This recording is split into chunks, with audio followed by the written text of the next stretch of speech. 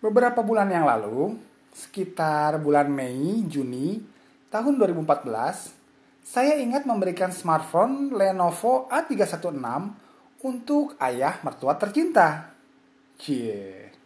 Waktu itu, saya sangat tertarik dengan spesifikasinya yang terbilang cukup wah untuk kisaran harga 950 ribuan. Sekarang, hanya berselang beberapa bulan saja dan belum sampai 1 tahun, saya mendapatkan smartphone dengan prosesor, GPU, kamera, multimedia, kapasitas baterai, hingga build quality yang lebih baik dengan harga 650 ribuan saja. Assalamualaikum guys, dengan Niko kembali di Bandung.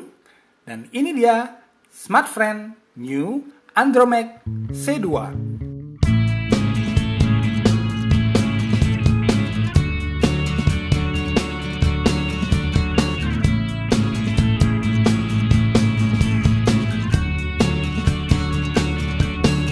Hal ini tentunya kabar yang sangat baik buat kita para konsumen yang sepertinya di bulan-bulan akhir 2014 yang lalu dimanjakan dengan produk-produk smartphone dengan spesifikasi yang apik tapi dengan harga yang cukup jauh lebih murah bila dibandingkan pada bulan-bulan awal di tahun yang sama. Tapi satu-satu dulu deh. Yang penting, sekarang saya mau coba unboxing New Andromax C2 dari Smartfriend ini. Nah, kenapa ada embel-embel new di sini? Walaupun yang ini new, tapi ternyata boxnya masih pakai yang nggak new, alias yang versi lama. Ini bisa dilihat dari resolusi kamera yang tertera di box, masih 3 megapiksel.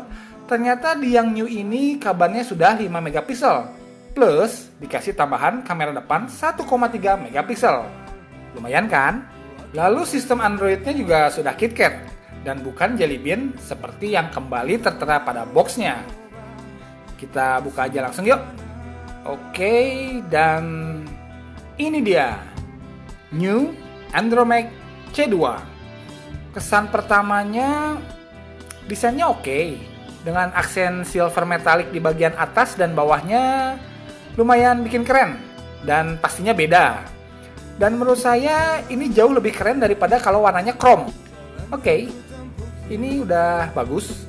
Seperti harapan saya, karena beberapa kali saya perhatikan kerjasama antara Smartfriend dengan Hisense, menurut pengamatan saya cukup sukses menghasilkan produk-produk berkualitas dan harga yang kompetitif. Lalu ada kartu Smartfriend yang sepertinya sudah langsung dimasukkan ke dalam device-nya ya. Kemudian ada earphones foam atau busa yang biasa dipakai di earphone ya, biar nggak licin. Oke. Kemudian seperti biasa ada kitab-kitab yang juga seperti biasa cukup tebal dan informatif kalau dibaca. Kalau enggak sih ya enggak. Ada kartu garansi juga dengan informasi alamat service center yang cukup banyak ya. Oke, mantap. Kemudian juga ada informasi tentang SIMOBI atau SIMAS Mobile Banking. Sepertinya layanan mobil banking dari Bank Sinarmas ya. Juga ada informasi dan kegunaan dari aplikasi-aplikasi VAS atau Value Added Services yang biasanya sudah terinstall di dalam smartphone-nya. Dan ini dia earphone-nya. Terlihat standar saja. Namun untuk range harga 600 ribuan sudah oke banget ya dikasih earphone plus foam-nya yang tadi dibuka. Kemudian ada lagi kabel data, ya standar saja. Gak lupa ada kepala chargernya tentunya, yang katanya sih sudah support fitur Qualcomm Quick Charge versi 1.0. Ntar coba saya tes kecepatan pengisian dayanya deh. Dan terakhir, baterainya tentu saja, yang berkapasitas 1500 mAh. Tergolong kecil sih, tapi kalau lihat layarnya yang juga kecil, harusnya sih nggak masalah ya. Oke, habis. Itu dia unboxingnya. Cukup lengkap ya, padahal boxnya kecil loh bro. Berlanjut ke sisi desain. Sektor desain dan build quality yang biasanya sedikit dikorbankan oleh para pabrikan untuk dapat menekan ongkos produksi pada jajaran produk smartphone entry levelnya, ternyata tidak terlihat pengorbanan itu di produk ini. Sisi estetika cukup diperhatikan dengan tambahan aksen silver metallic yang mampu mengangkat kesan elegan. Di bagian atas dan bawah layarnya terlihat semacam grill yang tadinya saya kira speaker stereo yang menghadap ke depan, yang ternyata bukan. Ya, kirain. Di sisi usability atau kemudahan penggunaan juga kembali mendapat sentuhan yang apik. Lampu backlight di ketiga tombol kapasitif di bawah layar sudah tersedia. Tombol-tombol juga sangat nyaman dan kliki buat dipencet-pencet. Hanya penempatan speaker di bagian bawah punggung bodi terasa masih cukup mudah teredam suaranya. Build quality-nya juga cukup oke. Plastik penutup cangkang belakang terasa tebal dan solid. Begitupun dengan kualitas plastik-plastik di dalamnya. Masih bisa dikatakan sekelas dan kualitas plastik-plastik di Xiaomi Redmi Note atau juga Huawei Honor 3C yang pernah saya uji beberapa waktu yang lalu. Tingkat presisi lubang-lubang dan portnya pun terlihat cukup akurat dan rapi. Hanya masalah yang saya rasakan adalah pada sistem penguncian plastik back cover ke bodi yang terasa kurang kencang. Hasilnya, suara kriuk-kriuk cukup sering terdengar saat kita meremas-remas bodi smartphone ini. Solusinya, jangan diremas. Oke, jadi sepertinya sektor desain ini bisa dianggap sebagai sektor unggulan di smartphone ini. Dengan nilai estetika, usability, dan build quality yang berbeda, positif, dan solid.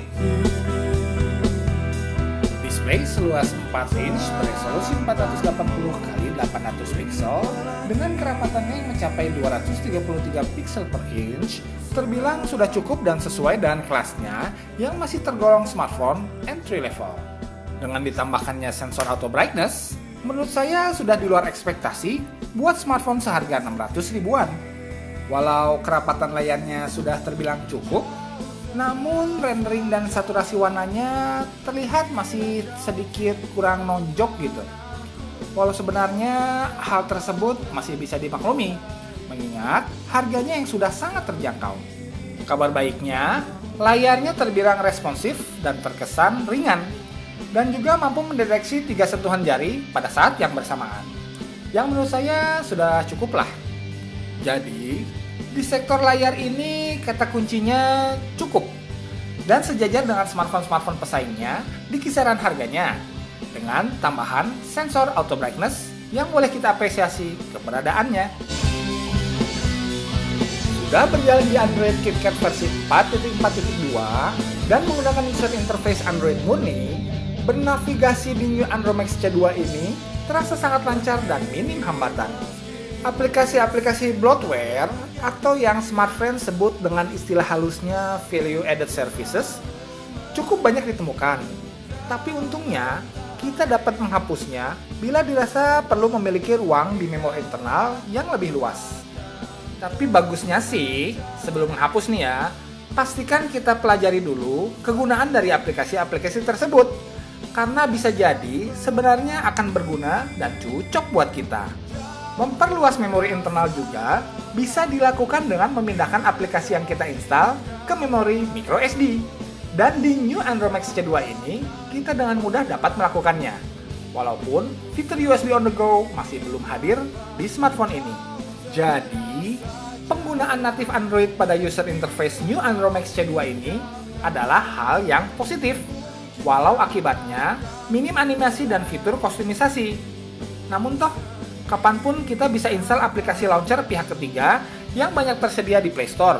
Itu dia, unboxing dan kesan awal saya dari smartphone murah tapi nggak murahan dari smartphone New Android Max C2. Buat full review yang bakal ngebahas sektor-sektor lain seperti kinerja, kamera, juga multimedia, menyusul secepatnya ya guys. So, pastikan stay tune di channel ini. Terima kasih atas segala atensinya.